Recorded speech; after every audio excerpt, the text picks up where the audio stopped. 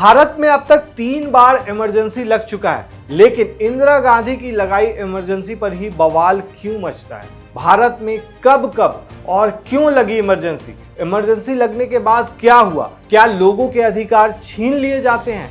क्या देखते ही गोली मार दी जाती है? इमरजेंसी के दौरान क्या कुछ होता है और कितनी बार जो इमरजेंसी लगी है वो कैसे लगी, किन हालात में लगी, सब कुछ जानते हैं चलिए इस वीडियो में।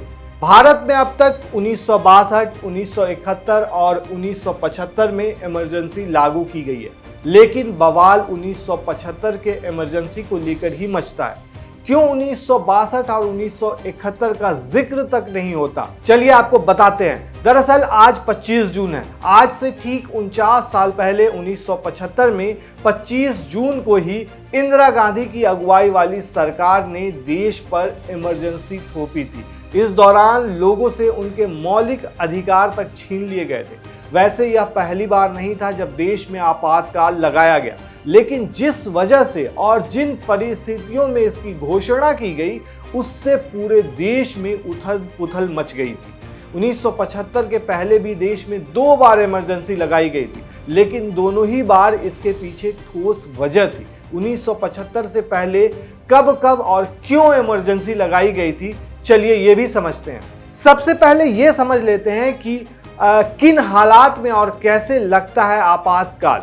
दरअसल भारत के संविधान के अनुच्छेद 352 के अंतर्गत राष्ट्रपति को राष्ट्रीय आपातकाल की घोषणा करने का अधिकार है। प्रधानमंत्री की अध्यक्षता वाले मंत्रिमंडल की लिखित सिफारिश पर आपातकाल की घोषणा की जाती है। इसके तहत नागरिकों के सभी मौलिक अधिकार निलंबित हो जाते हैं।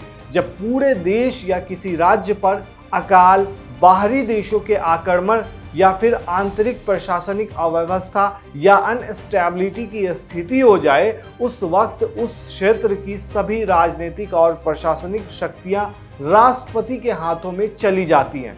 भारत में जैसा कि अभी बताया 3 बार आपातकाल लग चुका है। इसमें 1962, 1971 और 1975 में अनुच्छेद 352 के अंतर्गत राष्ट्रीय आपातकाल लगाया गया है। सबसे पहला जो आपातकाल लगाया गया था वो 1962 में लगाया गया था। 26 अक्टूबर 1962 से 10 जनवरी 1968 के बीच पहला आपातकाल लगा था। यह वो दौर था जब भारत और चीन के बीच वॉर चल रहा था। उस वक्त आपातकाल की घोषणा इसलिए की गई थी क्योंकि तब भारत की सुरक्षा को बाहरी अटैक से खतरा घोषित किया गया था। इस वक्त देश के प्रधानमंत्री जवाहरलाल नेहरू थे। दूसरा आपातकाल 1971 में लगा था। दूसरी बार 3 से 17 दिसंबर 1971 के बीच आपातकाल लगाया गया। यह वो वक्त था जब भारत पाकिस्तान युद्ध चल रहा था। इस वक्त भी देश की सुरक्षा को खतरा देखते हुए आपातकाल की घोषणा की गई। 1971 में भी बाहरी आक्रमण का खतरा देखते हुए आपातकाल की घोषणा की गई थी। उस समय वीवी गिरी राष्ट्रपति थे। अब आता है नंबर 1975 का आपातकाल, जिस पे बवाल मचता है। तीसरी बार इमरजेंसी की जो घोषणा इंदिरा गांधी के प्रधानमंत्री रहते हुए 25 जून 1975 को की गई थी, तब आपातकाल लागू करने के पीछे का कारण देश में आंतरिक अस्थिरता को बताया गया था। इंदिरा गांधी ने तत्कालीन राष्ट्रपति फखरुद्दीन अली अहमद से आपातकाल की घोषणा करने की सिफारिश की।